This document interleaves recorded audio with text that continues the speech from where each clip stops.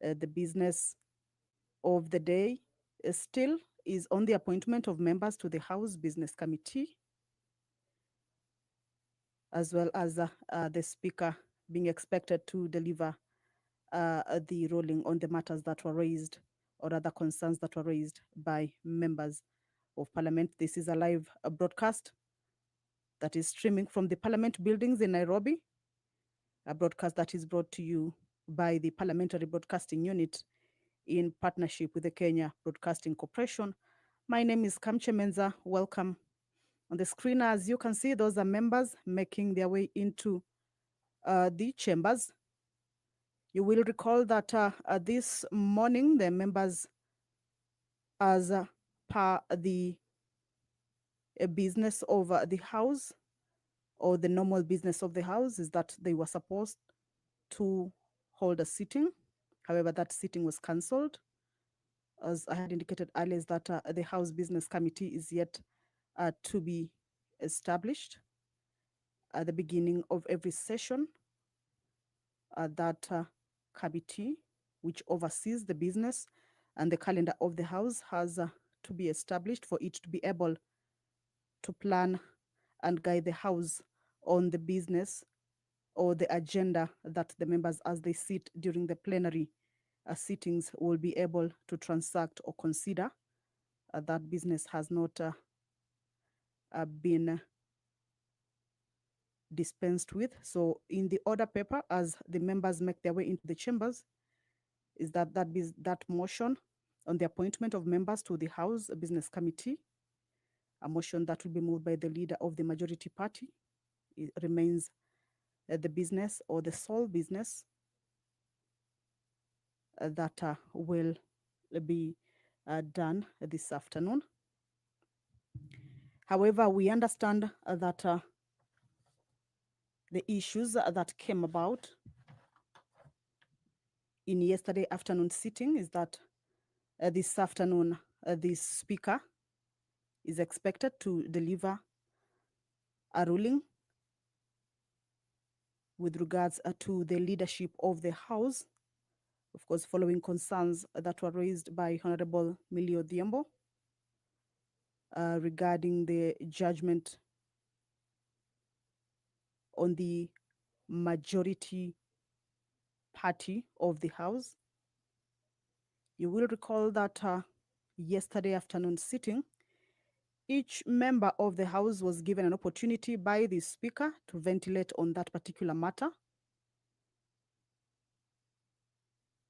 Members giving their opinions on how that particular judgment, or rather the impact of that particular judgment on the business of the House.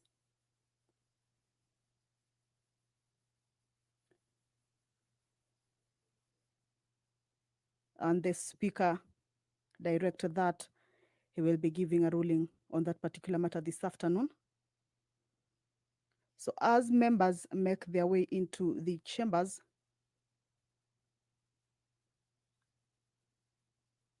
they expect that that particular ruling will be given, or that the direction on which side of the two factions in the chambers holds the majority side and which one holds the minority side. You will recall that yesterday, members of the minority side took their position, that is especially the leadership from the minority side took their positions on the majority side. However, I have just seen some of the leaders from the minority side still on this other side. We will wait to see how that situation unfolds this afternoon as the Speaker comes to issue that particular ruling. The Speaker yesterday had indicated that the judgment from the High Court had quashed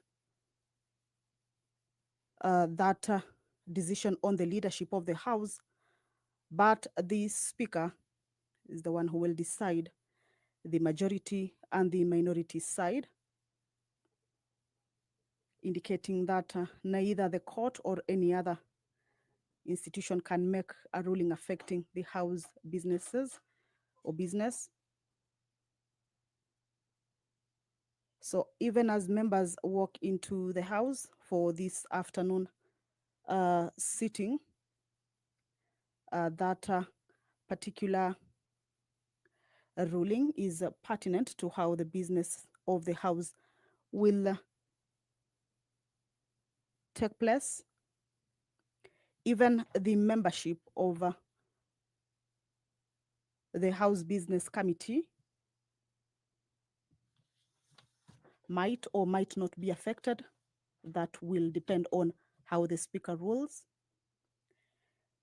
The changes in the House Business Committee, in the membership of the House Business Committee, is pursuant to provisions of Standing Order 171F, which indicates that the leadership of the House remains as part of the membership of the House Business Committee. However, there are other 9 members who are usually selected to join that membership, and it is a committee that there are new members. The 9 members are usually new at the beginning of every session. So once this committee is set or agreed upon, is when the House will be able to sit and transact business. That is after the committee has agreed on the agenda of the House and the calendar of the House for the 4th session. The 9 other members are usually nominated by parliamentary parties and approved by the House at the commencement of every session, reflecting the relative majorities of the seats held by each of the parliamentary parties in the National Assembly, and taking into consideration the interests of parties other than parliamentary parties and independents. I can see members upstanding. That is a clear indication that the Speaker, as you can see, has already made his way into the chambers. He will preside over this afternoon's sitting, deliver that particular ruling, then lead the House into appointing the members of the House Business Committee. My name is Kamche Menza. Allow me to hand you over to this live broadcast. Good afternoon. Honorable members, tuombe. Ewe Mwenyezi Mungu ambaye kwa hekima na wema wako umeteua nyadhifa za viongozi na mabunge kwa ustawi wa jamii na utawala wa haki wa wanadamu, tukusihi utazame kwa rehema nyingi sisi watumishi wako ambao wameridhika kutuita ili tutekeleze shughuli muhimu za jamhuri yetu. Tunakuomba uteremshie baraka zako sisi tuliokutanika hapa, na utujalie tuyatende na kufikiria mambo yote atakayofikishwa mbele yetu kwa njia ya haki na uaminifu, ili utukufu na sifa zako siendelezwe, na ili kustawisha amani, ufanisi na heri ya nchi yetu na wale ambao haja zao umezikabidhi mikononi mwetu. Amen.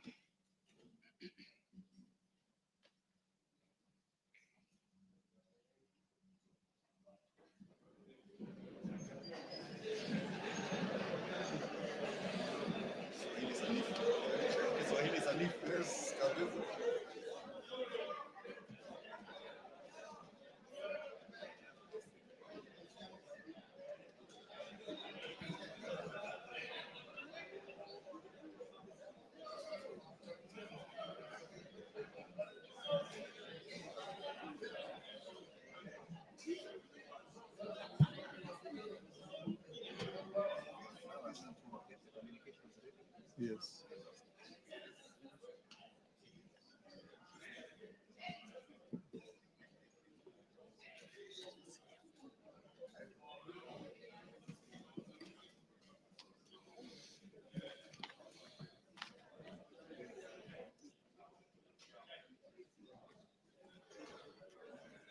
The other one is correct.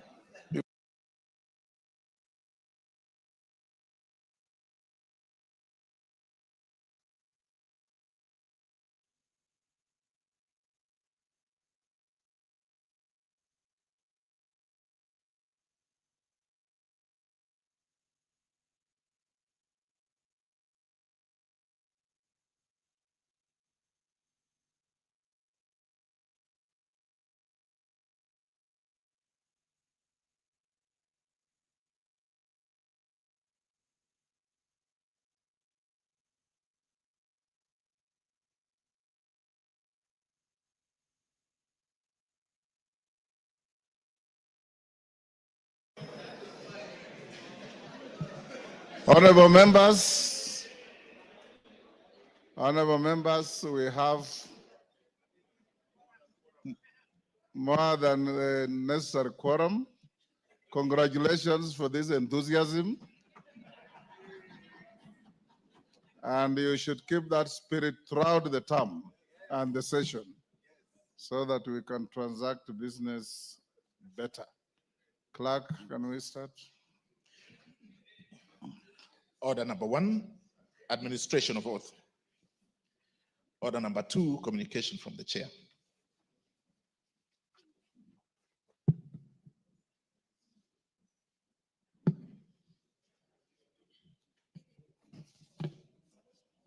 Honorable members, this is not what you're expecting. It will come slightly later. This is a communication on the reconstitution of the Select Committee on the National Government Constituency Development Fund. We left it out yesterday. Honorable members, you recall that during yesterday's sitting on Tuesday, 11th February 2025, I notified the House that the term of 18 committees had lapsed pursuant to the standing orders. I wish to further notify the House that in addition to the 18 committees listed in my communication number 001 of 2025 of yesterday, the term of the Select Committee on the National Government Constituency Development Fund also lapsed yesterday. This is pursuant to Section 50 of the National Government Constituency Development Fund, Cap 414A. In this regard, I have since instructed the clerk to write to the leader of the majority party and the leader of the minority party, notifying them of this fact and requesting them to submit the names of members to be appointed to serve on this committee. This will enable the Committee on Selection to consider the reconstitution of all committees that lapsed at once, and thereafter submit its recommendations, including any consequential changes to other committees, to the House Business Committee for consideration. Honorable members, as you have noticed in today's order paper, the reconstitution of the House Business Committee is listed as order number 8. I note that by way of letters addressed to the Speaker, Honorable Kimani Ichungwah and Honorable Junet Mohammed, in their respective capacities, already submitted names of members for appointment to the House Business Committee. These names are listed in the motion under Order 8. Honorable members, now that the question as to which is the majority party and the minority party and their respective leaders in the House is going to be settled, I urge the House to reconstitute the House Business Committee when the business appearing under Order 8 is reached, whether today or tomorrow. I hope today.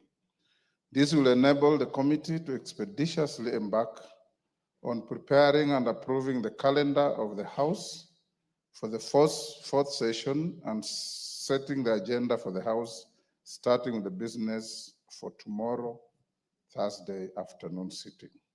I also urge the leadership, once constituted, to expedite the constitution of the committees that lapse in order to facilitate timely consideration of priority business, particularly the business relating to the budget cycle for the financial year 2025-26.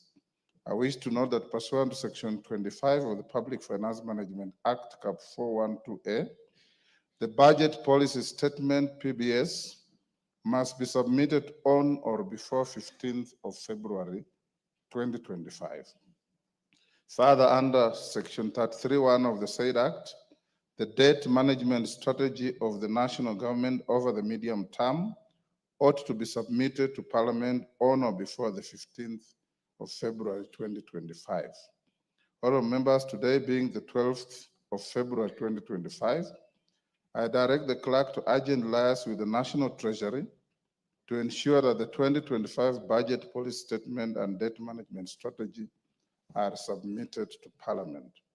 The two documents ought to be tabled either in the course of today's sitting or during tomorrow's sitting, being the last available sitting day as per the prescribed timelines. Having said so, honorable members, strict statutory timelines apply to the consideration of the BPS by the Budget and Appropriation Committee and indeed the departmental committees.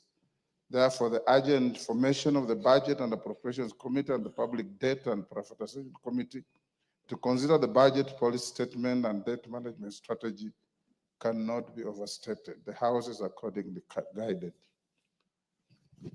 Call out messages. Order number 3, messages. Members, take the nearest seats on whichever side you desire.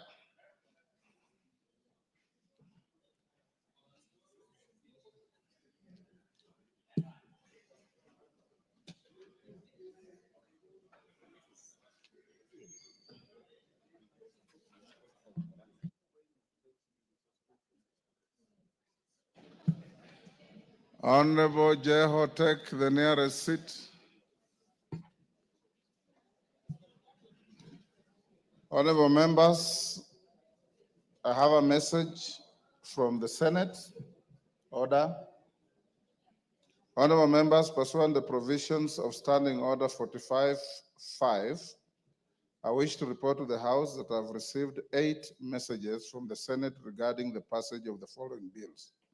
1, the Houses of Parliament Bicameral Relations Bill, National Assembly Bill number 44 of 2023. 2, the Cotton Industry Development Bill, Senate Bill number 5 of 2023.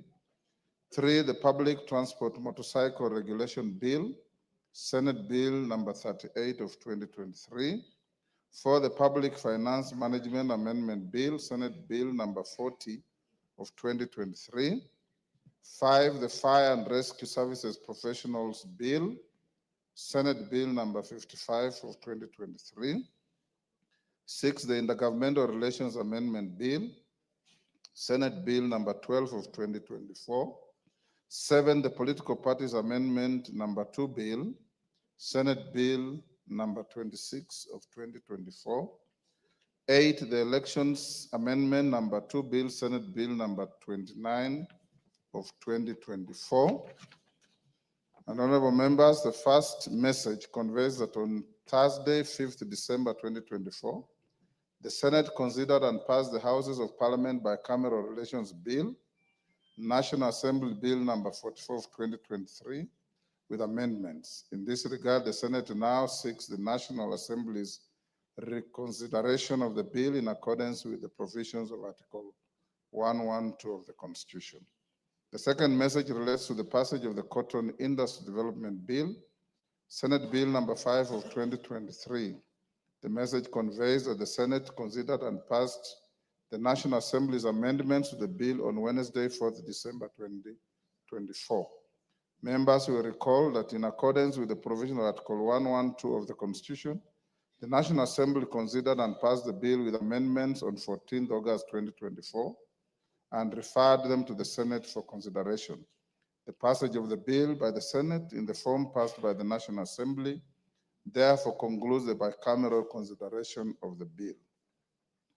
Honorable members, the third message relates to the passage of the Public Transport Motorcycle Regulation, what is commonly called Border Bill, Senate Bill number 38 of 2023. The message conveys that the Senate considered and passed the bill with amendments on Thursday, 5th December 2024. The bill seeks to provide for a regulation of the border industry and for connected purposes. The fourth message relates to the passage of the Public Finance Management Amendment Bill, Senate Bill number 40 of 2023, published via Kenya Gazette Supplement number 160 dated 1st September 2023. The bill seeks to amend the Public Finance Management Act, Cap 412A, to entirely require county governments to develop and implement a county revenue collection system and to provide for the process of funding functions that have been transferred from one level of government to another under Article 187 of the Constitution. The message conveys that on Thursday, 5th December 2024, the Senate considered and passed the Public Finance Management Amendment Bill, Senate Bill number 40 of 2023, with amendments. The fifth message relates to the passage of the Fire and Rescue Services Professionals Bill, Senate Bill number 55 of 2023. The message conveys that the Senate considered and passed the bill with amendments on Thursday, 5th December 2024. The bill seeks to provide for the establishment, administration, powers and functions of the Fire and Rescue Services Professionals Board, the examination, training, registration and licensing of fire and rescue services professionals, and for connected purposes. The sixth message relates to the passage of the Intergovernmental Relations Amendment Bill, Senate Bill number 12 of 2024. This bill seeks to amend the Intergovernmental Relations Act, Cap 265F, to establish a structured framework for intergovernmental relations to enhance relations amongst the national government, county executive, and county assemblies. The message conveys that the Senate considered and passed the bill with amendments on Thursday, 5th December 2024. The seventh and eighth messages relate to the passage of the Political Parties Amendment number 2 Bill, Senate Bill number 26 of 2024, and the Elections Amendment number 2 Bill, Senate Bill number 29 of 2024.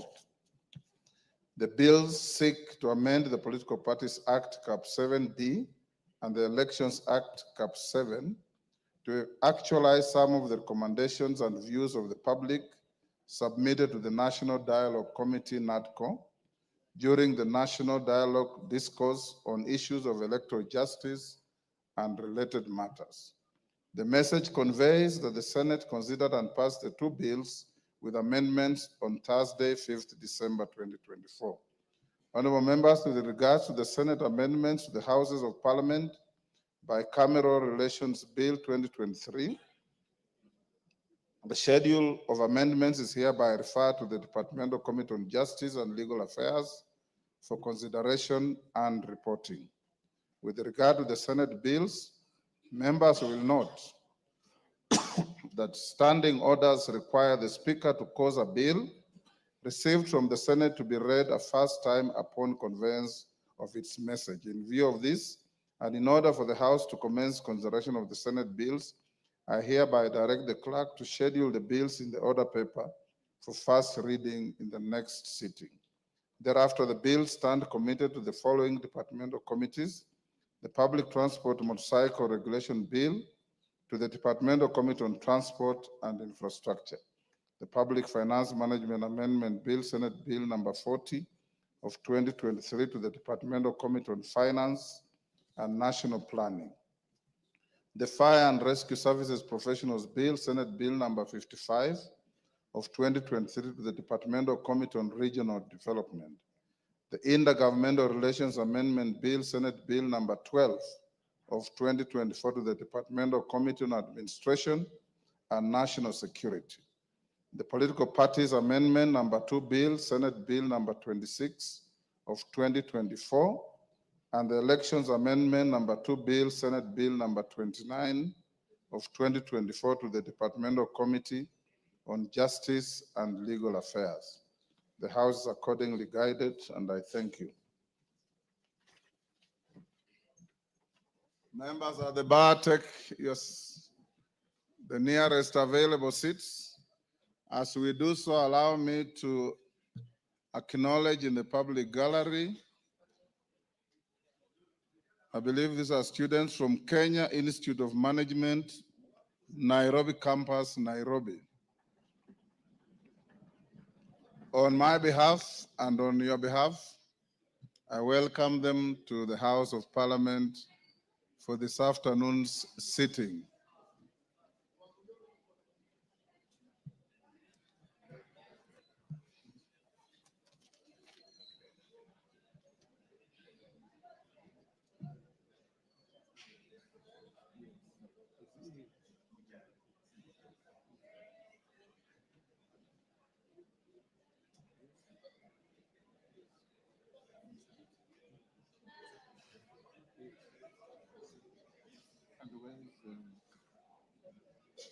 Where is the school appointment?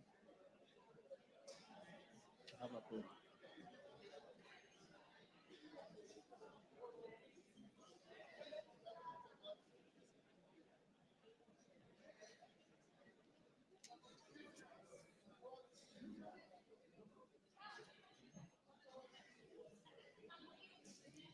it there?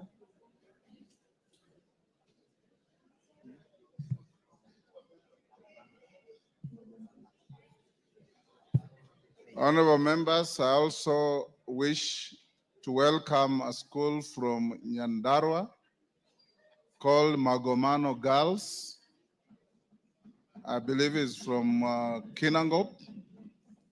On behalf of myself and the House, we welcome them to the House of Parliament. And Honorable Thuku Kwenya has asked me for a minute to welcome the school from his constituency, and strictly 1 minute, Kwenya.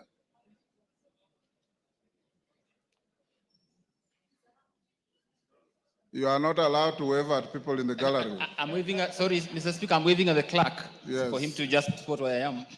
Mr. Speaker, I thank you for this opportunity to welcome a great school in my constituency by the name Magomano Girls.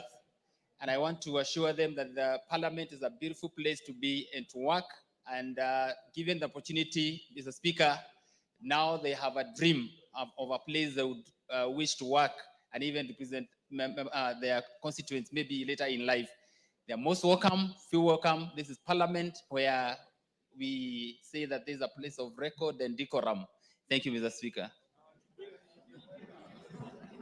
Record and decorum sometimes. Honorable members, order Dr. Nikal take your seat. Otherwise, you'll stand for a little long.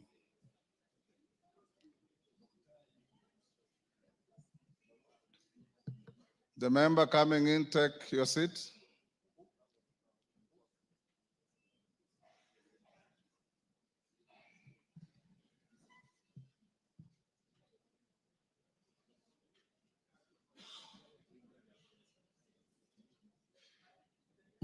The next order.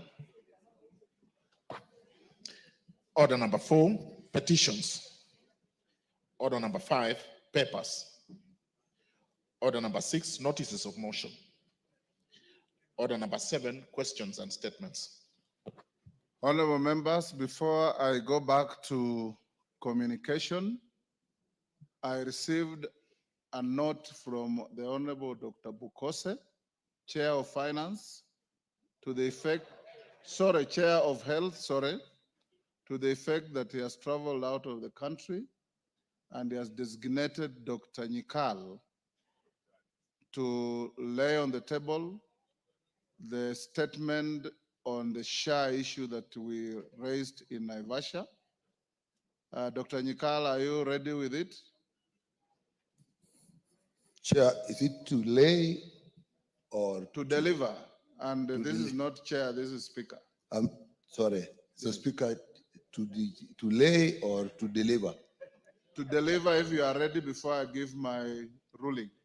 So then I give it to the table. The direction was that the statement is to be presented to the House, and members will not know the content until they look for it after a long while. Yet the issues were that it is of public interest. Everybody wants to know what you are saying. Do we do that before we get into the business of the House? It is part of the business of the House. If you have it, Chair, then I'm not in a position to move it now. Chair. If you are not, that's okay.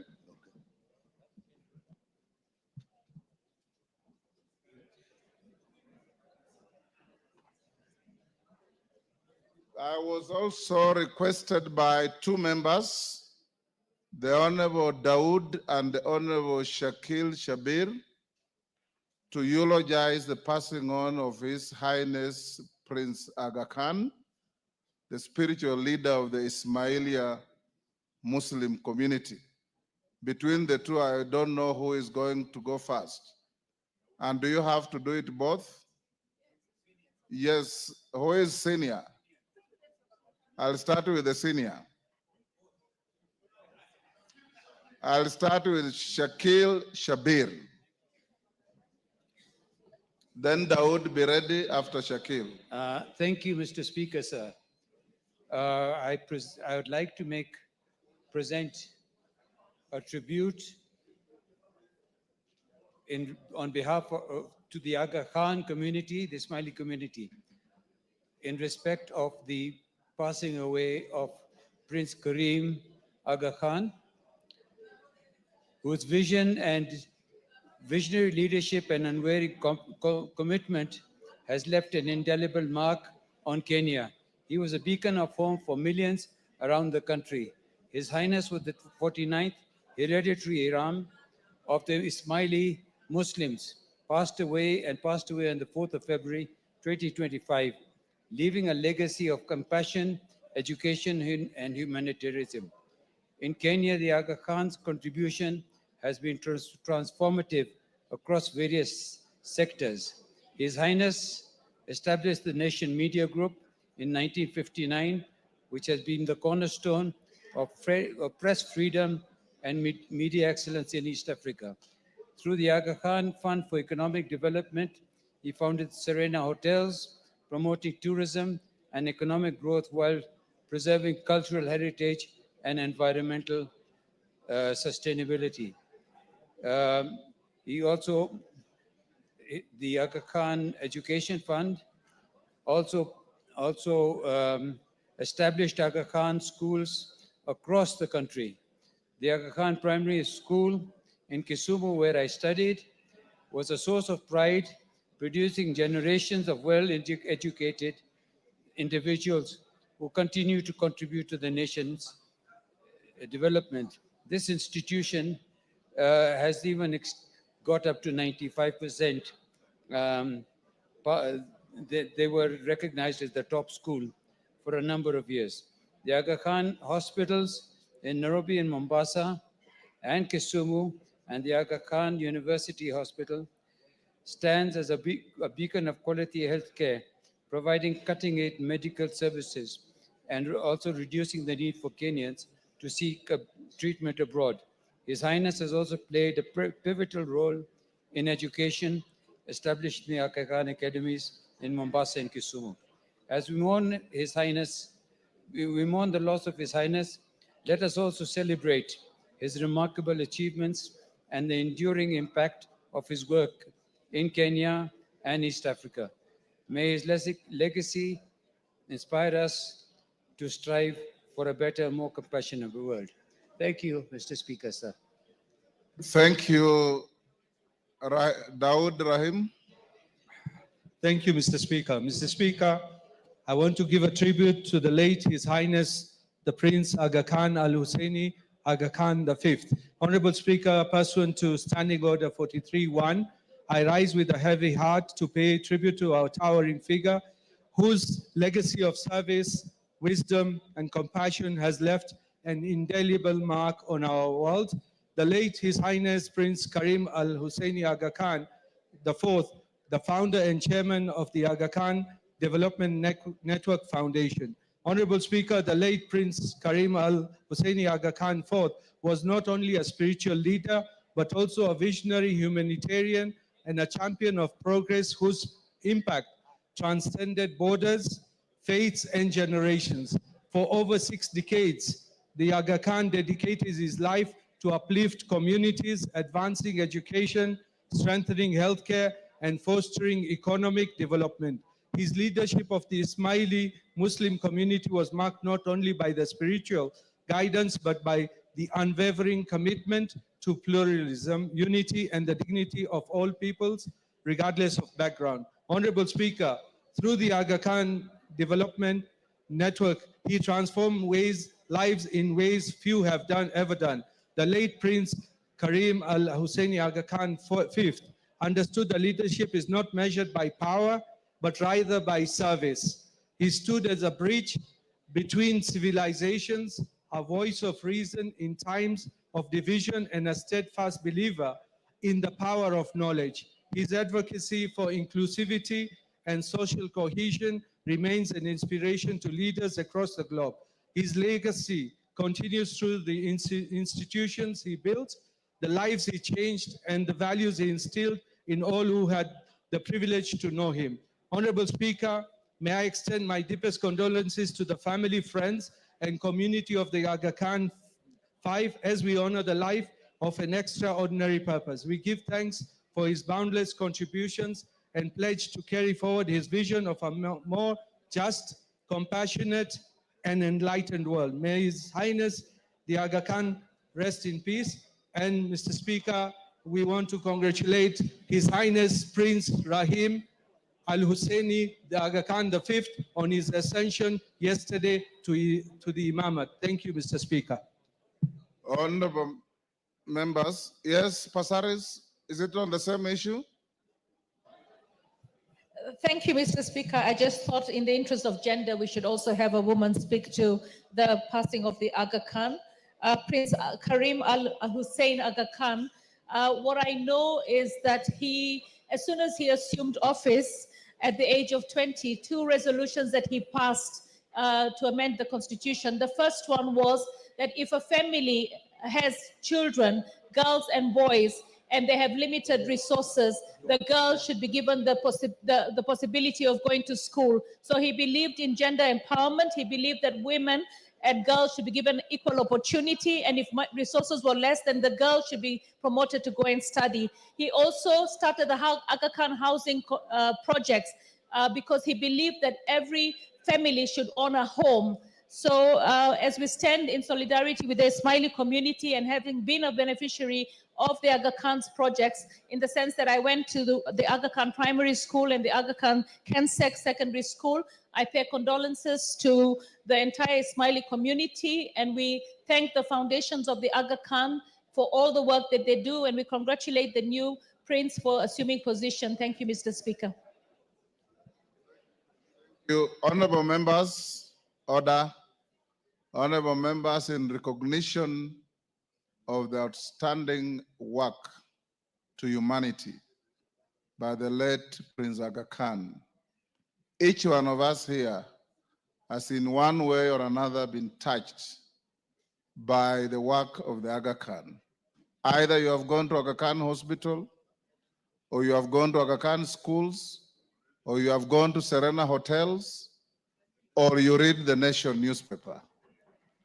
In whichever way you have been touched, I want to request the House with great humility to stand for a minute's silence in honor of the Aga Khan.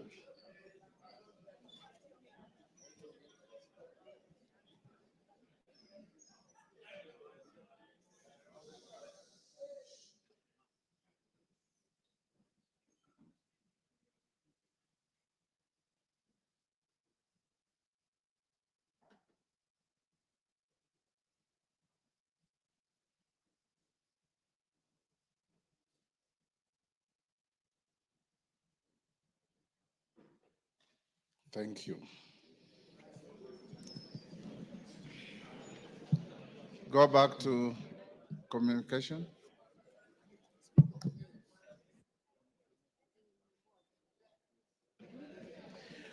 Order number 2, communication from the chair.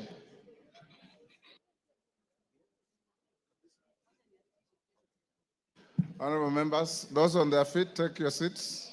Kiamba, take your seat, Mami. Sabina Chege, take your seat.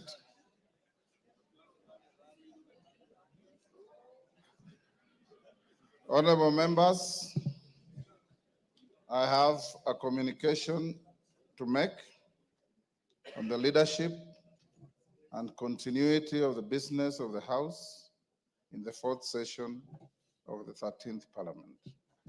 Honorable members, during the afternoon sitting of Tuesday, 11th February 2025, the member for Suba North, the Honorable Millie Odhiambo Mabona MP, rose on a point of order in relation to the designation of the majority and minority parties in the House and their respective leadership. In the point of order, the Honorable Millie noted that she had been aware of a judgment of the High Court in Nairobi, High Court case number E202 of 2023, Kenneth Njagi Njiru versus State Law Office and Jubilee Party of Kenya, where the court had declared the ruling contained in the communication made on 6 October 2022 on the majority and minority parties in the National Assembly as unconstitutional, null and void. In her view, the judgment declared the Azimio la Umoja One Kenya Coalition Party as the majority party. The Honorable Millie further noted that she had submitted a letter to the Speaker seeking the recognition of Azimio la Umoja One Kenya Coalition Party as the majority party and conveying the names of the Honorable Junet Mohammed as the majority leader and the Honorable Robert Mbui as the deputy majority leader. She concluded by seeking that the Speaker recuse himself from presiding over the proceedings and to allow the Honorable Deputy Speaker to recognize Azimio la Umoja One Kenya Coalition Party as the majority party, Honorable Junet Mohammed as the majority leader, and the Honorable Robert Mbui as the deputy majority leader. Notably, the Honorable Millie seems to have conveniently forgotten the fact that the Honorable Deputy Speaker is also a member of a political party and represents a constituency. As such, the Honorable Millie's concerns of impartiality would still have arisen if the Deputy Speaker was in the chair. Indeed, this applies to all members of the Speaker's panel. At the beginning of the debate, I gave honorable members some general direction in the issues from the judgment as I understood them, including the fact that the judgment did not bar the Speaker from presiding over the House. Indeed, the issue of how a vacancy arises in the office of the Speaker is expressly provided for in Article 106(2) of the Constitution. Arising from the point raised by the Honorable Millie, no less than 58 other members contributed to the debate that arose, with a number raising additional points of order. This included the Deputy Speaker, the Honorable Gladys Boss, Honorable Kimani Ichungwah, the Honorable Junet Mohammed, the Honorable Adan Kainan, the Honorable Silvanos Osoro, the Honorable Sabina Chege, the Honorable Christopher Seka, the Honorable David Ocheng, the Honorable George Murugara, the Honorable Joseph McClap, the Honorable Omboko Milemba. Other members who contributed on the point of order were the Honorable Major Retired Bashir Abdullahi, Honorable Betty Maina, Honorable John Kiarie, Honorable Timothy Kipchumba, Honorable Raphael Wanjala, Honorable John Chikati, Honorable Zahir Janda, Honorable Robert Mbui, Honorable George Murugara, I think that's repeated, Honorable Doris Donya, Honorable Wanami Wamboka, Honorable Tienda Molo, Honorable Karoli Omondi, Honorable Mwengi Mutuse, Honorable Duncan Madenge, Honorable Didmas Baraza, Honorable Jane Kagiri, Honorable Emmanuel Wangwe, Honorable Peter Kaluma, Honorable Dr. Lillian Kogo, Honorable Gideon Kimaio. Additionally, Honorable Nabina Bwera, Honorable Marian Kitani, Honorable Sakimba Parashina, Honorable Joyce Bensuda, Honorable Captain Retired Roeda Obo, Honorable Dr. Makali Mulu, Honorable Chiforo Mondo Mangale, Honorable Gidinji Kishimu, Honorable Majimbo Kalasinga, Honorable Dr. Robert Pukose, Honorable Musili Mawadhe, Honorable Kasim Tandaza, Honorable Baro Mohammed, Honorable Alice Nganga, Honorable TJ Kajwang, Honorable Dr. James Sinyikal, Honorable Ruth Odinga, Honorable Geoffrey Ruku, Honorable Dr. Wilfred Oundo, Honorable Kakai Bisau, Honorable Titus Lote, Honorable Ferdinand Wanyonyi, Honorable Kuria Kimani, Honorable John Waluke, Honorable Rahim Daoud, Honorable Gonsirai, and the Honorable Moses Kirima contributed to the debate. In broad summary, the ensuing debate crystallized the following issues. A, whether the court in its findings designated any party as the majority party or any party as the minority party in this House, and even the affirmative, whether this was an invitation to the whips to invoke the provisions of Standing Order 19A and 20 on the submission of freshly elected party leaders. B, what were the implications of the judgment to the continuity of the business of the House, noting that the court expressly declined to grant the prayers sought by the petitioners to declare Azimio la Umoja One Kenya Coalition Party as the majority party and Kenya Kwanza as the minority party. Whether the judgment rendered the constitution of the House Business Committee, which is the core business at the first sitting of the House in a new session, impossible. Whether the judgment rendered the transaction of the business of the House impractical, and if in the affirmative, whether any intervention ought to be made so as to facilitate the National Assembly to continue discharging its constitutional responsibilities. What were the specific findings of the court in the judgment in question, and what is the effect on the proceedings and resolutions of the House in the pre-judgment 13th Parliament?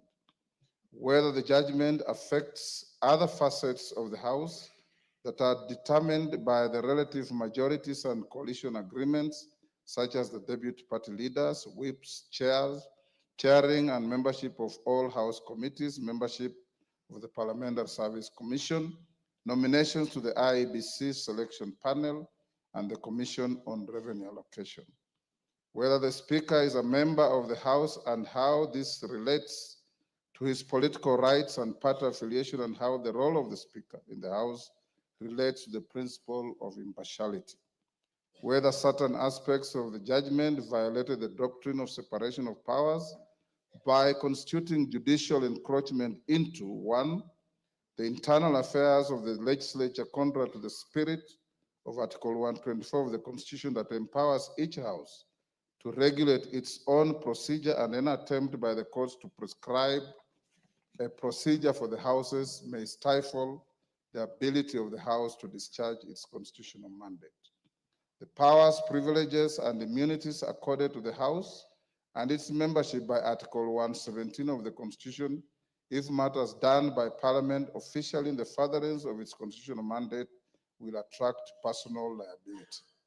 Members at the bar, take the nearest seats.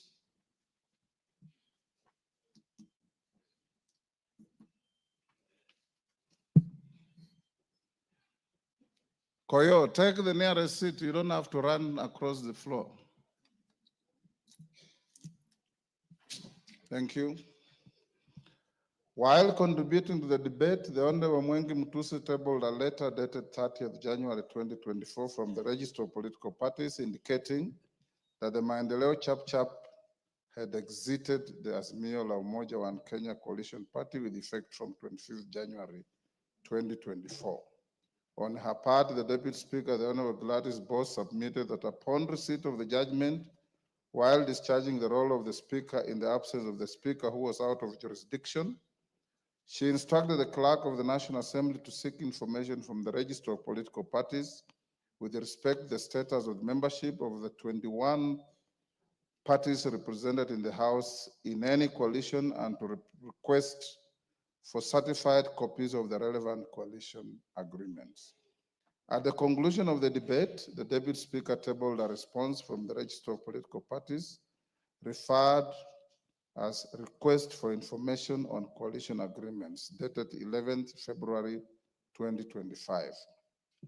Annexed to the response were certified copies of coalition agreements relating to A, the Azimio la Umoja One Kenya Coalition Party, the Kenya Kwanza Alliance Coalition, the Kenya Kwanza Alliance Coalition and the Democratic Party, the Kenya Kwanza Alliance Coalition and the Grand Dream Development Party,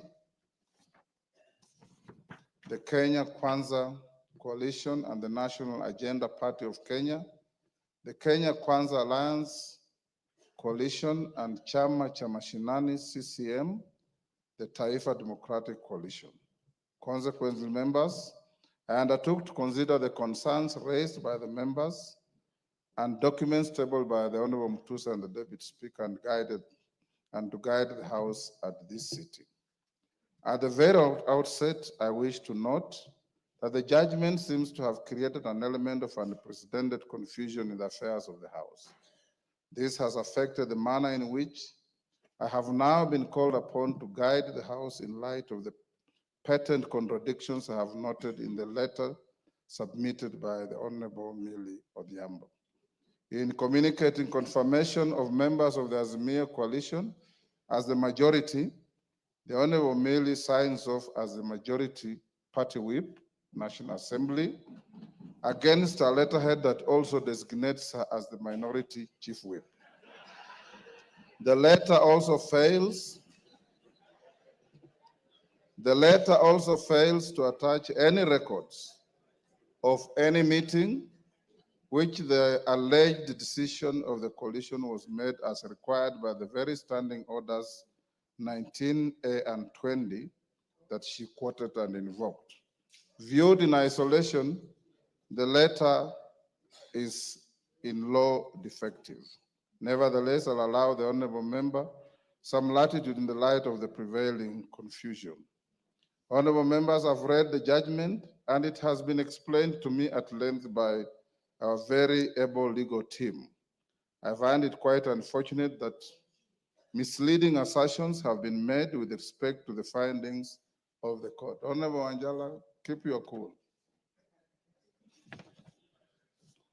The majority of the reporting has failed to note that the matter before the court related to a mixed bag of prayers sought by petitioners touching on the pending disputes in the Jubilee Party, the Finance Bill 2023, requests for a section of Kenyans not to pay taxes, and deeming of certain members to have resigned from their political parties, among others. A reading of the judgment reveals glaring factual and legal contradictions. I instructed that an appeal be lodged against the judgment forthwith. My guidance to the House should not be construed as a review of the findings and orders of the court, and that remains within the province of the judiciary. With respect to the issues raised by the members, I can only pronounce myself on matters that are necessary to facilitate the continuity of the business of the House. Consequently, the guidance I'm about to give shall strictly confine itself within those parameters. Honorable members, I wish to note that out of 34 prayers expressly sought by the petitioners, the High Court in its findings only granted 3 prayers and expressly declined the other 31 prayers. Paragraph 508 of the judgment reads, and I quote, "In the ultimate, we allow the petition to the following extent. It is hereby declared," that's Roman 1, "that the question as to which party or coalition of parties is the majority in the National Assembly in the 13th Parliament was determined by the sovereign will of the Kenyan voters during the 9th August 2022 general elections. 2, it is hereby declared that the Honorable Speaker's ruling on determination contained in his communication from the chair made on 6th October 2022 on the majority and minority in the National Assembly violated Article 108 of the Constitution and therefore is null and void. 3, it is hereby declared, I'm quoting from the judgment, it is hereby declared that the Honorable Speaker's ruling or determination from the chair on 6th October 2022 with respect to leadership of the National Assembly on account of his determination of the majority party and minority party in the National Assembly is contrary to and violated Article 108 of the Constitution, and to that extent is null and void.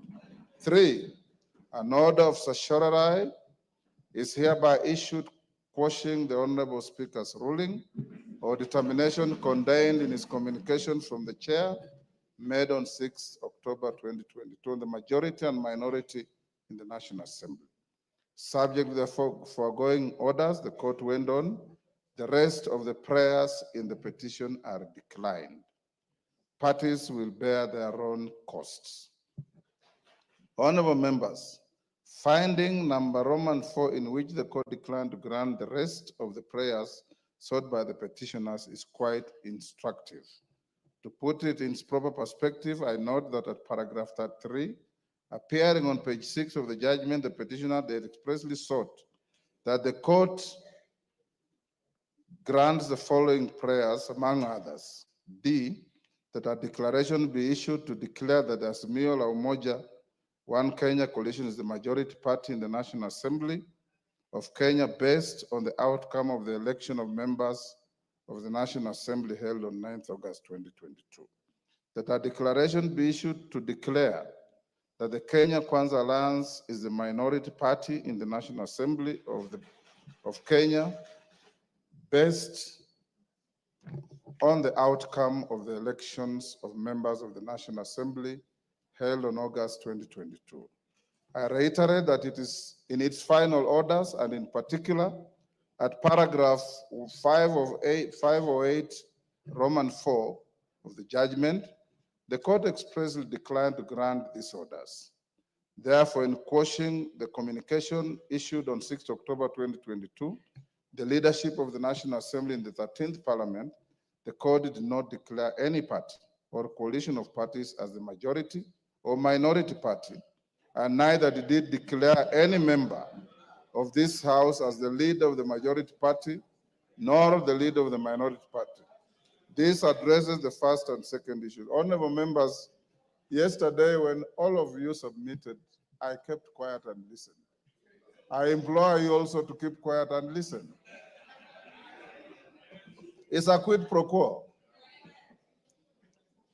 Even the Honorable Millie, who raised the issue, is conducting herself like the distinguished lawyer she is, listening quietly.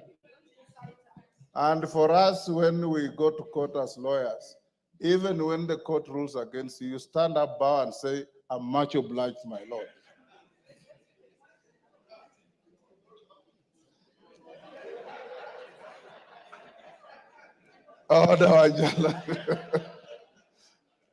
Moving on, honorable members, in its first finding, the High Court cryptically held that the question as to which party or coalition parties in the majority in the National Assembly in the 13th Parliament was determined in August 2022.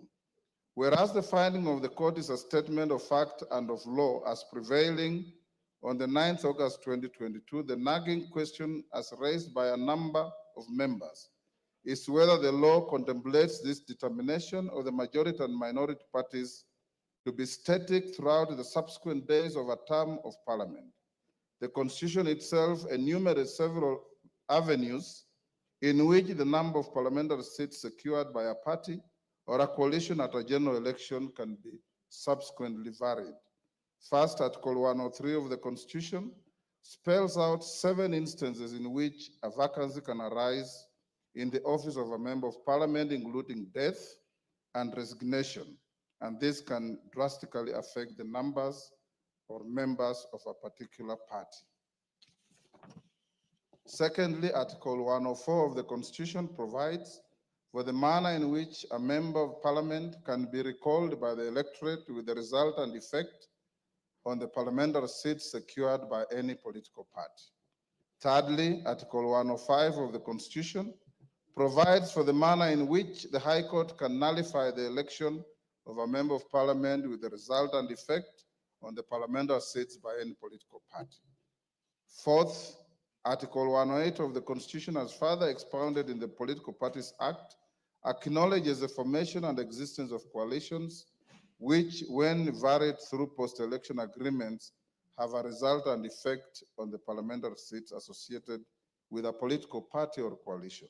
For instance, apart from the dynamic complexities that we have witnessed around the composition of coalitions since the last general election, honorable members are also aware of the current existence of 3 vacancies in the office of members of parliament with respect to Banisa constituency, Magarin constituency, and Ugunja constituency. A further vacancy exists with respect to the nomination slot vacated by the Honorable John Badi. How is the House meant to treat a change in its relative majorities arising from the current existing 4 vacancies? Honorable members, to my mind, all the cited scenarios create avenues for the exercise of the sovereign will of the people to determine the majority and minority in the House. By quashing the guidance that I gave for purposes of ensuring the continuity of the business of the House, the court recreated the very same question that arose at the commencement of the 13th Parliament as to which party or coalition is the majority or minority in the House. Honorable members, the third schedule to the Constitution prescribed the oath that I took pursuant to Article 74 of the Constitution before assuming office as your Speaker. Having been elected by yourselves on 8 September 2022, I swore to bear true faith and allegiance to the people and the Republic of Kenya. I undertook to faithfully and conscientiously discharge my duties as Speaker and to obey, respect, preserve, and protect and defend the Constitution. Critically, I also committed to do right to all manner of persons in accordance with the Constitution and the laws and conventions of Parliament without fear or favor, affection, or ill will. I did ask the Almighty God to help me in this crucial role and appended my signature to the physical version of the oath. With that in mind, whenever I am invited to render guidance to the House, it remains my solemn and singular duty to provide that guidance and way forward. My predecessors have previously upheld the significance of safeguarding the independence, powers, and privileges of this House and the doctrine of exclusive cognizance. Article 124 of the Constitution empowers the House to regulate its own procedure, and the other arms of government have a duty to refrain from interfering with this privilege. A question such as the one referring to the majority and minority party falls within this privilege and must, as of necessity, be guarded jealously and only resolved within Parliament. The Constitution and the laws and conventions of Parliament do not grant me the option of declining jurisdiction or issuing any guidance that effectively holds the operations of the House. My oath obligates me to ensure the uninterrupted functions of this House for the benefit of the people of Kenya. In its finding number 3, the court held that the communication was null and void. Debate arose as to whether this finding affected the propriety of all the business that the House has transacted since it was inaugurated on 8 September 2022. There were perceptions and assertions that the legislation so far passed by the House may have been voided. It should be beyond doubt that there was no order of the court in this regard to precipitate this kind of thinking, and there cannot have been such a blanket order as the issues placed before the court by the litigants did not question legality and competence of Parliament to legislate on matters before it, save for the prayers relating to the Finance Act 2023 and Appropriations Act 2023, and these prayers were expressly dismissed by the court. Members at the bar, take the nearest seats.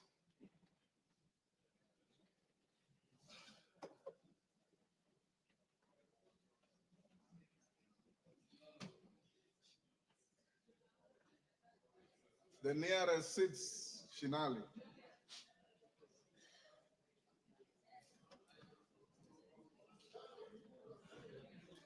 Osero, take the nearest seat. Thank you. It should be beyond doubt that there was no order of the court in this regard. Sorry, I've read that. As ably noted by the Honorable Member for Kikuyu, the decisions which arise from the business transacted by the House has no relation to which party is designated as the majority or minority. They are decisions of the House as a whole.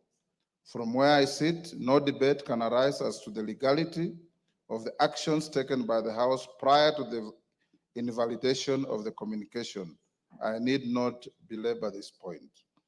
To the critical matter at hand, Article 108 of the Constitution establishes the offices of party leaders in Parliament and outlines the order of precedence to be observed in the National Assembly as follows. There shall be a leader of the majority party and a leader of the minority party. The leader of the majority party shall be the person who is the leader in the National Assembly of the largest party or coalition of parties. The leader of the minority party shall be the person who is the leader in the National Assembly of the second largest party or coalition of parties. The following order of precedence shall be observed in the National Assembly: the Speaker of the National Assembly, the leader of the majority party, and the leader of the minority party. In determining which party or coalition of parties is the majority party and minority party, primary reference has to be made to the results of the last general election. As noted in previous guidance on the designation of the leadership of the House, the exercise must be informed by reference to formal records of membership of the political parties represented in the House and their affiliations, if any, with each other through pre- and post-election coalition agreements. It will be noted that the Independent Electoral and Boundaries Commission, IEBC, via Gazette Notice number 99509951 of 2022, both dated 23rd August 2022, Gazette Notice number 10535 of 2022, dated 5th September 2022, Gazette Notice number 10537 of 2022, dated 7th September 2022, and Gazette Notice number 10710 of 2022, dated 9th September 2022, declared all the persons duly elected and nominated as members of this House and their respective parties at the general election. With respect to the affiliation between the parties currently represented in the National Assembly, Standing Order 2B requires the Clerk of the National Assembly to obtain a certified copy of any coalition agreement entered into between two or more political parties. As guided in previous rulings by the speakers of this House, Standing Order 2B was intended to allow the House to determine its relative majorities and resolve, among others, any disputes between constitutive parties of coalitions, to the membership of the Parliamentary Service Commission, nominations to the Commission on Revenue Allocation, and positions in the East African Legislative Assembly.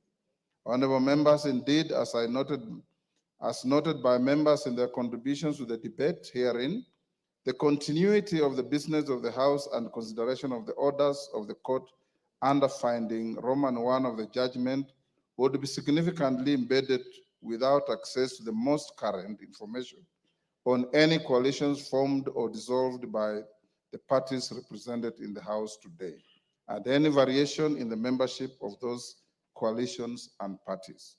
This information must be juxtaposed against the current membership of the House. Indeed, several members, including Honorable Millie Odhiambo, Honorable Junet Mohammed, Honorable Peter Kaluma, Honorable Mboko Milemba, Honorable David Ocheng, Honorable Sabina Chege, Honorable Mwengi Mutuse, Honorable Major Retired Bashir, and others referred to what they call changed circumstances in the composition of the respective coalitions and parties within the House. Allow me to take you, honorable members, down memory lane, just but for illustration. During the 7th Parliament, where yours truly was a member, there arose a leadership dispute between Ford Asili and Ford Kenya as to which party was the official opposition. Each party had 31 seats, leading to a dramatic and humorous incident where the late Honorable Martin Shikuku, you may recall that the leader of Ford Asili was the Honorable late Kenneth Matiba, who was not having good health at the time. So Martin Shikuku, as the Secretary General of the party, was the de facto leader of the party in the House. They were leading dramatic and humorous incidents where the late Honorable Martin Shikuku and the late Honorable Mzee Jaramogi Oginga Odinga alternatively claimed the seat reserved for the leader of opposition in the House on a first-come, first-occupied basis. The dispute was finally resolved following the defection of Honorable Njuguna Njoroge from Fodasili, the then member for Makuyu, who defected to KANU. Thereafter, Ford Kenya became the de facto official opposition party, with the Honorable Jaramogi Oginga Odinga as the leader of the official opposition, subsequently followed by the Honorable Wamalwa Kijana after the demise of Mzee Odinga. The dispute, it would therefore be beyond absurdity for your speaker to blindly designate the leadership of the House without reference to formal communication of the membership of various coalitions and the relative majorities of the House as at today. The designation must take into account any changes in the various coalitions, vacancies in the membership of the House, and other relevant realities. As was stated by the Deputy Speaker, in order to establish the existence and status of coalition agreements affecting the affairs of the National Assembly, she instructed the clerk to write to the office of the Registrar of Political Parties on the evening of 7th February 2025, seeking information. A, membership of the 21 political parties represented in the National Assembly in any coalition, including coalition political parties, and the dates relevant to the membership. Any variations in the membership of the coalitions and coalition political parties and the dates of the variations. C, certified copies of pre-election and post-election coalition agreements relating to the parties and the status of the agreements. The registrar responded by a letter dated 11th February 2025 that was tabled by the Deputy Speaker yesterday, and the contents of the letter indicate as follows: that a pre-election coalition known as the Azimio la Umoja One Kenya Coalition Party, in brackets Azimio, was registered on 21st April 2022 and comprised 21 parties, namely Jubilee Party, Orange Democratic Movement, Wiper Democratic Movement, Kenya African National Union, National Rainbow Coalition, Muungano Party, Democratic Action Party, Democratic Action Party Kenya, United Party of Independent Alliance, United Progressive Alliance, Kenya Union Party, United Democratic Party, Movement for Democracy and Growth, Kenya Reform Party, Chama cha Uzalendo, Party of Peace and Democracy, National Liberal Party, People's Trust Party, Ubuntu People's Forum, Party of National Unity, Labour Party of Kenya, and the Party of Growth and Prosperity. That a pre-election coalition known as the Kenya Kwanza Alliance was registered on 3rd June 2022 and comprised 11 political parties, namely United Democratic Alliance, Amani National Congress, Forum for Restoration of Democracy Kenya, Chama cha Kazi, Communist Party, the Service Party, Tuchibebe wa Kenya Party, Farmers Party, Devolution Party of Kenya, Economic Freedom Party, and the Umoja na Maendeleo Party. That a post-election coalition agreement was entered into on 5th September 2022 between the Kenya Kwanza Alliance and 4 additional parties, namely the Democratic Party of Kenya, National Agenda Party of Kenya, Grand Dream Development Party, and Chama cha Mashinani. The letter from the Registrar of Political Parties did also convey that 5 parties had exited the Azimio la Umoja One Kenya Coalition Party, namely the People's Liberation Party, formerly the National Rainbow Coalition Kenya, on 6th December 2024, Maendeleo Chapchap Party on 25th January 2024, Devolution Empowerment Party on 11th April 2023, United Democratic Movement on 22nd November 2023, and Pamoja African Alliance on 27th February 2023. Suffice to mention, members, that the People's Liberation Party, formerly National Labour Coalition, does not have representation in this House. that the Amani National Congress was in the process of dissolving the party to collaborate with the United Democratic Alliance, that the Movement for Democratic and Growth, MDG, had initiated a process of exiting the Azimio la Umoja One Kenya coalition, but was yet to finalize its exit from the coalition political party. That as at 11th February 2025, the Pamoja African Alliance, PA, Maendeleo Chap MCCP, United Democratic Movement, UDM, and the National Ordinary People Empowerment Union, NOPEU, are not members of any registered coalition or coalition political party. Honorable members, I put emphasis on the information provided by the Registrar of Political Parties that the said 4 political parties are not members of any registered coalition or coalition of political party. It is notable that even if it was to be assumed that the 4 vacancies were to be filled in favor of the parties under which the former members were elected or nominated and their number added to the computation of the 2 coalitions, the Azimio la Umoja One Kenya coalition party would still not attain a majority of the members in the House. Honorable members, my reference to the Gazette notices relating to the election of members at the last general election and the current vacancies with respect to Banisa, Magarini, Ugunya, and the resignation of the Honorable John Badi, the current composition of the National Assembly by individual political parties in alphabetical order is as follows. Amani National Congress, 8. Chama cha Mashinani, 1. Democratic Alliance Party of Kenya, 5. Democratic Party DP, 1. Fort Kenya, 6. Grand Dream Development Party, 1. Jubilee Party, 28. Kenya African National Union, 6. Kenya Union Party, 3. Maendeleo Chap 2. Movement for Democracy and Growth, MDG, 1. National Alliance Party of Kenya, 1. National Ordinary People Empowerment Union, NOPEU, 1. Orange Democratic Movement, ODM, 83. Pamoja African Alliance, PA, 3.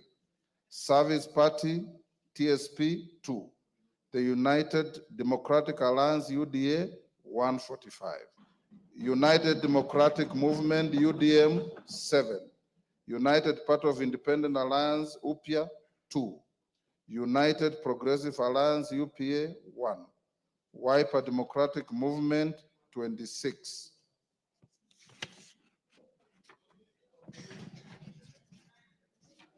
A simple calculation of the cited numbers with reference to the communication and coalition agreements received from the register of political parties indicates the cumulative number of the members of the constituent parties of the Azimio la Umoja One Kenya Coalition Party and the Kenya Kwanza Alliance as follows.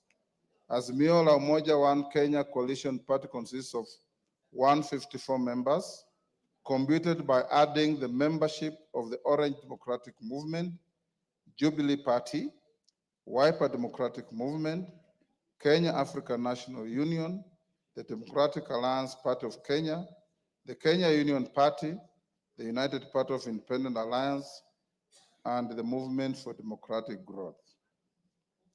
The Kenya Kwanza Alliance consists of 165 members, computed by adding the membership of the United Democratic Alliance, the Amani National Congress, Ford Kenya, the Service Party, the National Agenda Party of Kenya, the Grand Dream Development Party, the Democratic Party, and the Chama cha Mashinani. Honorable members, it's notable that the numbers relating to the Azimio la Umoja One Kenya Coalition Party are tinged by a slight element of doubt with respect to membership of the Movement for Democratic and Growth, MDG. You will recall the express sentiments made by the sole member and party leader of the MDG yesterday in the House, dissociating both himself and the party from the Azimio la Umoja One Kenya Coalition Party. However, I decline to engage in this controversy.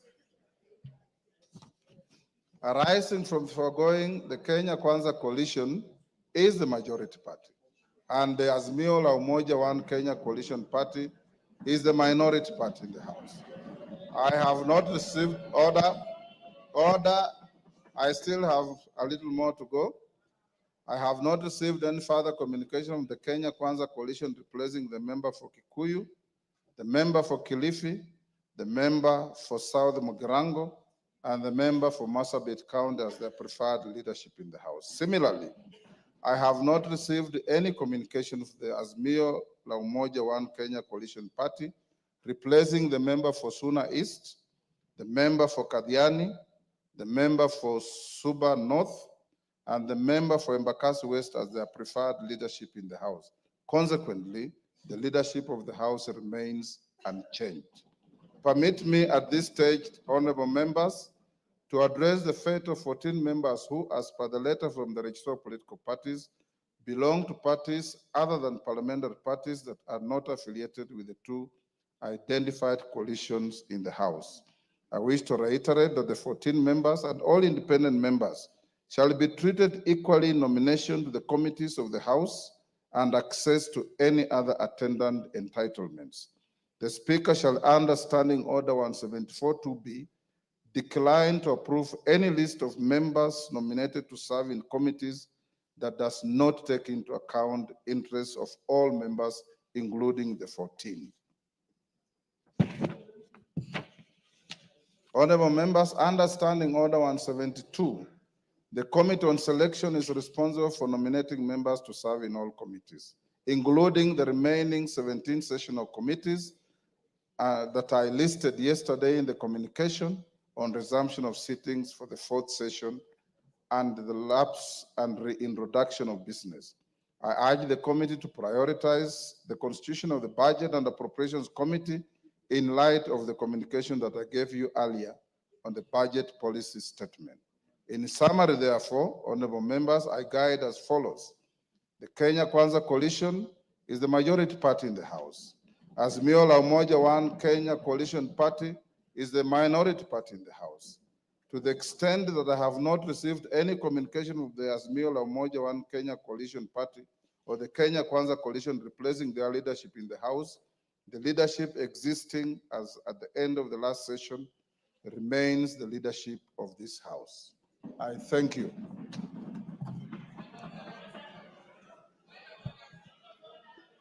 Yes, Millie, this was your point of order. Honorable members, I am not opening any debate. I'm giving Honorable Millie because she was the owner of the point of order. After she finishes, we go to the next order. Rosarit Martin.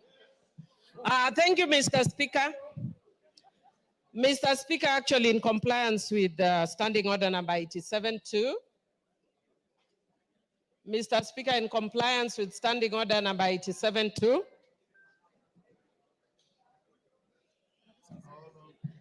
somebody was calling me. Yes, I just wanted to indicate that in compliance with Standing Order number 87-2, I am actually not going to raise any issues regarding. May I have my standing orders? Go on now. Thank you. Yes, go on. Yeah, thank you, Mr. Speaker. Mr. Speaker, I just wanted to say that in compliance with Standing Order number 87-2, I will not raise any issues regarding the communication that you have just given. I'm a very law-abiding citizen and cognizant of our standing orders. And further, Mr. Speaker, I also just wish to indicate that as Azimio, and much more so, those of us who are very keen on ensuring that Baba clinches the AU position, we want to be sure that we follow the rule of law and that we support a broad government which is not based. And we are encouraging the government to be both broad and based. It is broad but not based. For those who have not learned literature, understand what I'm saying. This government is broad but it is not based. So don't call us to be in a broad-based government. It has to be broad-based government. And Mr. Speaker, I also just want to say that as Azimio, we follow. No, I'm not going to congratulate you. Mr. Speaker, this one is talking towards me, but I ignore him. Ignore him, you are senior. He should listen to me. I'm ignoring him. Osoro, As Azimio, Honorable Osoro, but Mr. Millie Speaker, Odhiambo is your learned senior. Yes. Listen to her. but Mr. Speaker, don't even worry, I can handle him. I'm capable in all manner to handle him. Mr. Speaker, as adherents, as Azimio, we are adherents to the rule of law. And Mr. Speaker, as those who adhere to the rule of law, I want to indicate just that the way you say as lawyers, yeah, that we speak as lawyers. Yes. I want to indicate that as Azimio, we very respectfully disagree. I will not go to the substance, but we very respectfully disagree with your communication. And Mr. Speaker, I want to say again a philosophy in my local community that says, "Ngamatek konyono kwesimeru." When a strong man steps on your mother's pipe, you tell your mother to remove her pipe. That philosophy acted when my mother, in the generation of my mother. In my generation, if angamatek onyono kwesimeru, you point at the eyes. You point at the eyes of Ngamatek, respectfully. So, Mr. Speaker, I want to say that today, you are Ngamatek. Ngamatek is the strong man. You are stepping on my mother's toe. But I will respectfully tell you, Mr. Speaker, that I don't agree with you as a strong man, that you are stepping on my mother's toe. And as Azimio, we are going to take further action until you stop stepping on my mother's pipe. And I respectfully, Mr. Speaker, note your communication. Thank you, Honorable Millie Odhiambo. Order. I'm not opening any debate. Honorable Millie Odhiambo, that is how the law works. It is not necessarily popular. It's not necessarily likable. It is just the law. Shakespeare said it's an ass. It is the law. So when you obey the law, sometimes you may step on somebody. Sometimes you may not. But the law remains the law. And in the law we trust, in our constitution we trust. Finally, I want to join all of you in wishing our patriarch, our leader, Raila Amolo Odinga, success in the election as the chair of the African Union Commission, where the first vote to be cast will be that of President William Samoei Ruto of Kenya. I have also, Honorable Millie Odhiambo, directed the majority leader and his counterpart after this ruling that in constituting committees, they should go beyond broad and base. Order. I will not open any debate. Next order.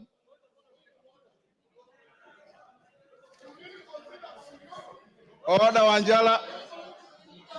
Order, Wanjala. Next order.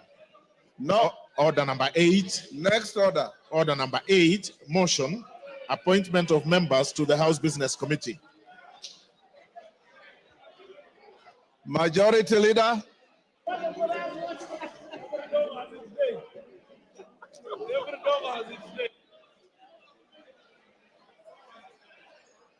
Majority Leader.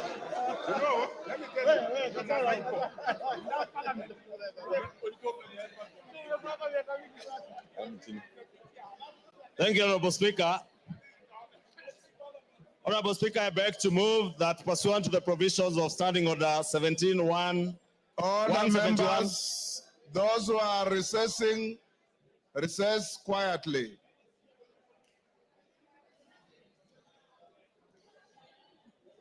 Thank you, Honorable Speaker. I beg to move that pursuant to the provision of Standing Order 171, 1F, this House approves the appointment of the following members to the House Business Committee in addition to those specified under paragraph A, B, C, D, and E. 1, the Honorable Omboko Milemba, CBS MP. 2, the Honorable Robert Mbui, CBS MP. 3, the Honorable Faith Wairimu Gitao, MP. 4, the Honorable Samuel K. Chepkonga, CBS MP. 5, the Honorable Adan Welie Keinan, CBS MP. 6, the Honorable Tom Joseph Francis Kajuang, MP. 7, the Honorable Sarah Paulata Korere, MP. 8, Who is the on a Honorable point of Joshua. order?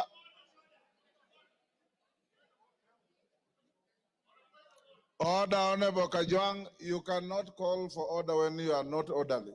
What are you doing where you are? Order.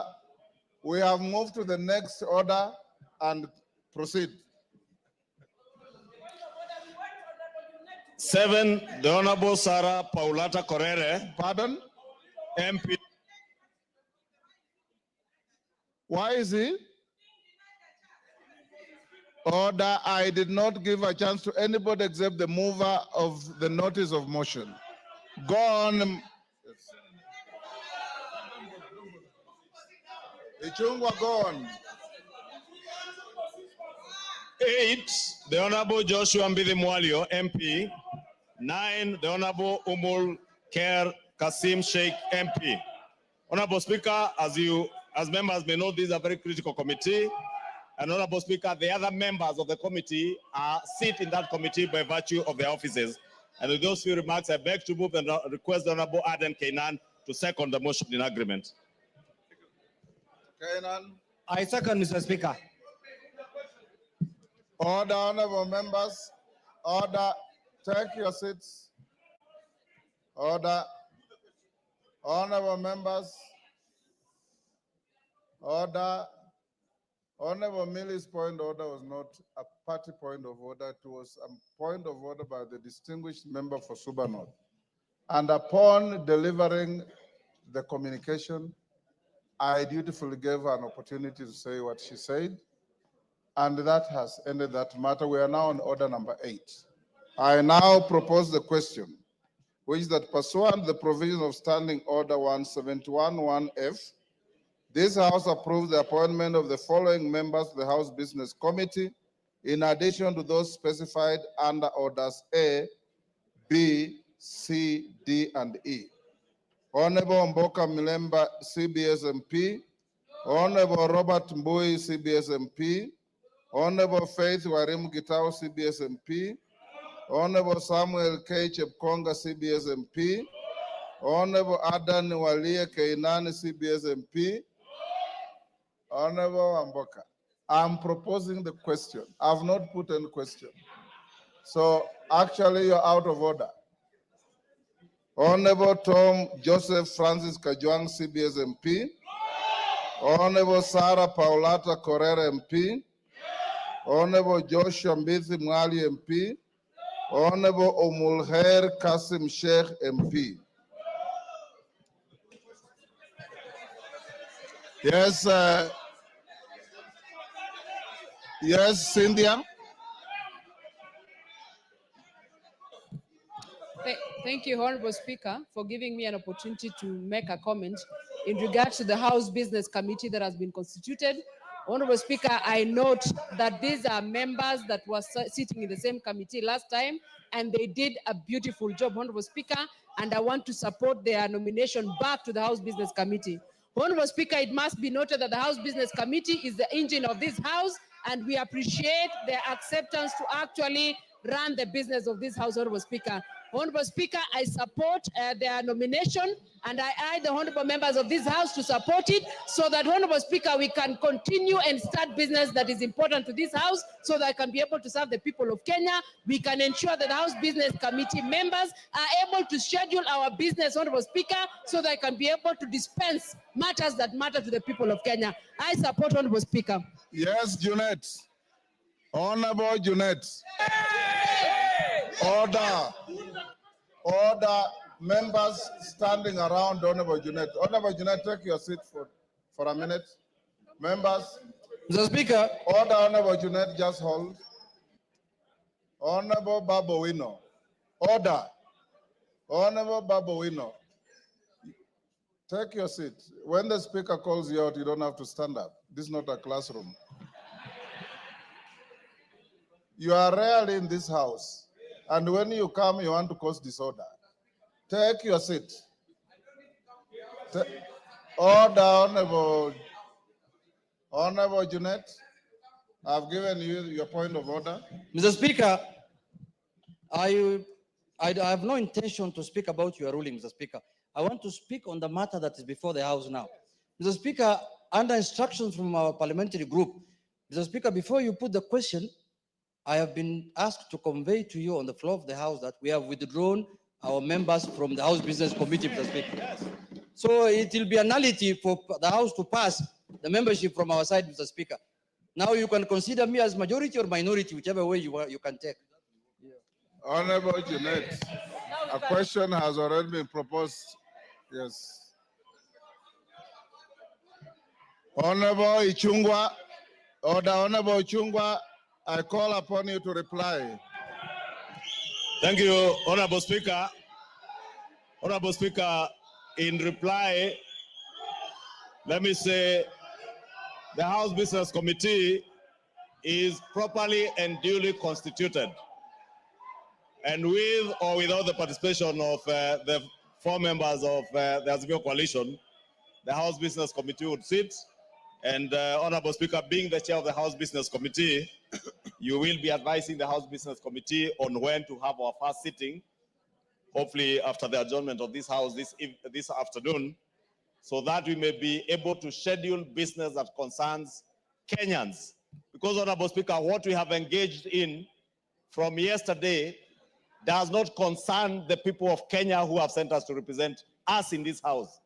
What we have been engaged in, Honorable Speaker, from yesterday up to the drama that you witness now is a drama touching on leadership positions by leaders and leadership positions in the House. But what is more important to all of us, Honorable Speaker, is the leadership positions that have been given to us by the people of our constituencies as their representatives in the House. And that is what we should put ahead of every other consideration. Honorable Speaker, I said it yesterday. The perks of the leader of majority are similar to the perks of the leader of minority. These seats are nothing personal to anybody.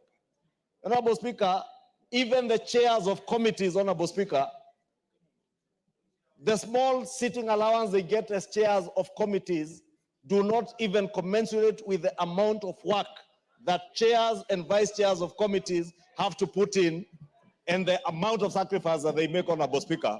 And therefore, I really want to implore on all our members, including my brothers and sisters from the Azimio Coalition, to put the people that they represent ahead of their own interests as leaders and conduct the business of the House in addressing the pertinent issues that are concerning the people of Kenya today, Honorable Speaker. As you indicated, Honorable Speaker, we have business to have all the 18 committees whose term have come to an end reconstituted, Honorable Speaker, some of which have a huge implication on the lives of our people. You have seen students in both our primary and secondary schools are waiting for school capitation. The cabinet yesterday did approve the supplementary appropriations bill, and this is the money that Kenyans are waiting for. Money to go to our children, not just for bursaries, but even for school capitation, to enable government to also hire the additional 20,000 teachers that are going to help in our schools, Honorable Speaker. And those are the things, Honorable Speaker, that I say should be concerning us now.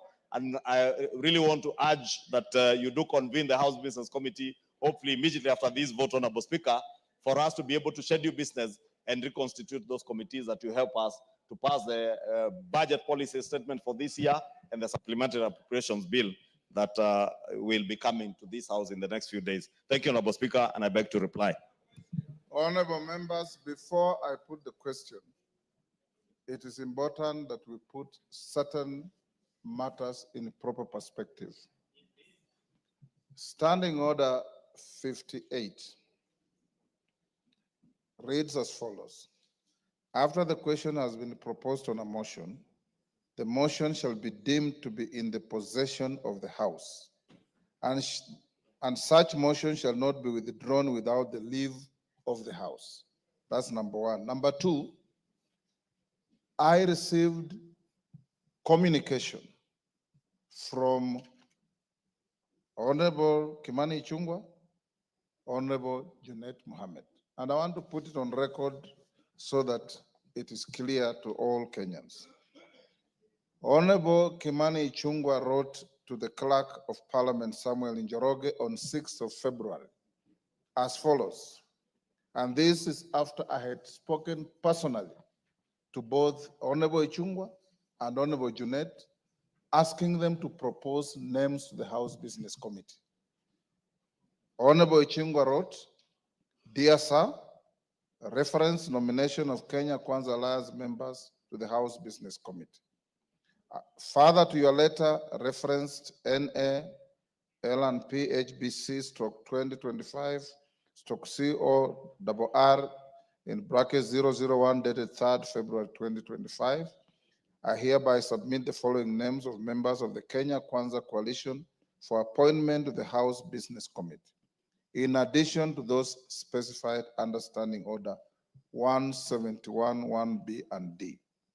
The Honorable Samuel Chepkonga, CBS MP, was in Gishu County, Male.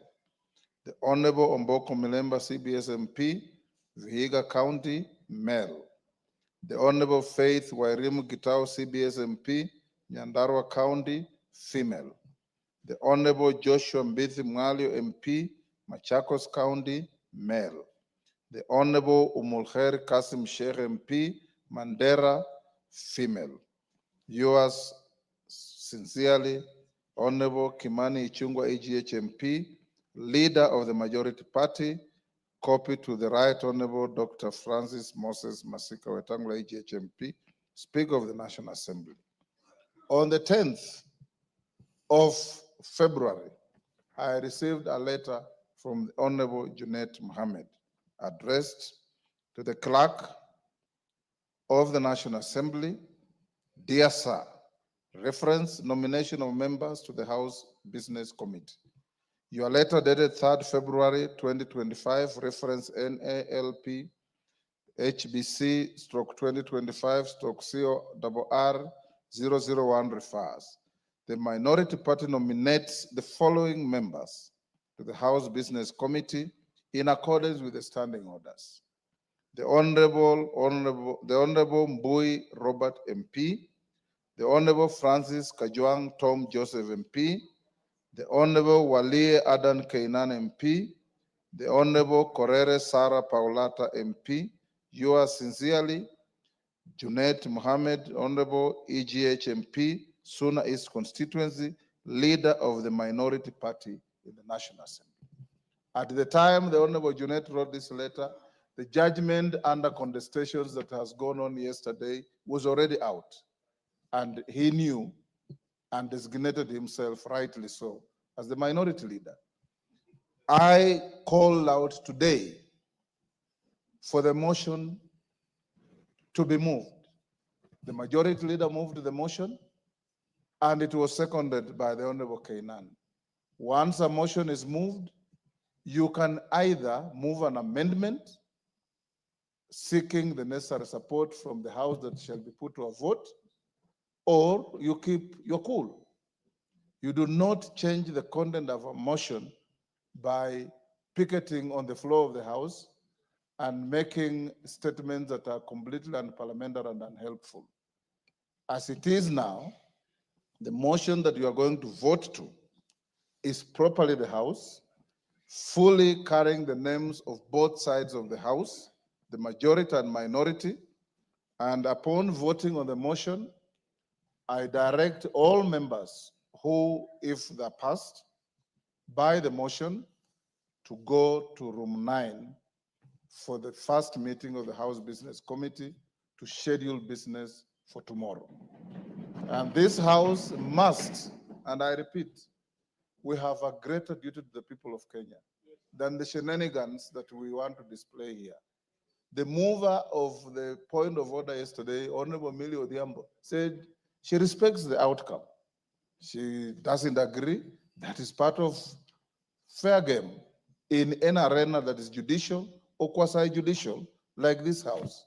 Like I said, we go to court, you lose a case, you don't fight the judge, you don't insult the judge, you say, much obliged, my lord, you'll come to fight another day. That is how the law works. I now put the question, honorable members, that pursuant to the provision of Standing Order 171-1, and I repeat, no member listed on this motion has been withdrawn, because the withdrawal of any member on a motion like this can only be through an amendment to the motion. And now put the question, which is that pursuant to the provision of Standing Order 171-1F, this House approves the appointment of the following members to the House Business Committee in addition to those specified under paragraphs A, B, C, D, and E. Honorable Mboko Milemba, CBS MP. Honorable Robert Mbui, CBS MP. Honorable Faith Wairimu Gitau, CBS MP. Honorable Samuel K. Chepkonga, CBS MP. Honorable Adan Wailie Kainan, CBS MP. Honorable Tom Joseph Francis Kajwang, CBS MP. Honorable Sarah Paulata Correra, MP. Honorable Joshua Mbithi Mwalio, MP. Honorable Omulkhair Kasim Sheikh, MP. As members of that opinion say aye. Aye. Will those of the contrary opinion say nay? The ayes have it. Honorable members, you may be upstanding, there being no further business in the House. The House stands adjourned until tomorrow, Thursday, the 13th February 2025 at 2:30 p.m. And before the Speaker's procession, members who have been approved to the House Business Committee move to room 9 immediately for the House Business Committee.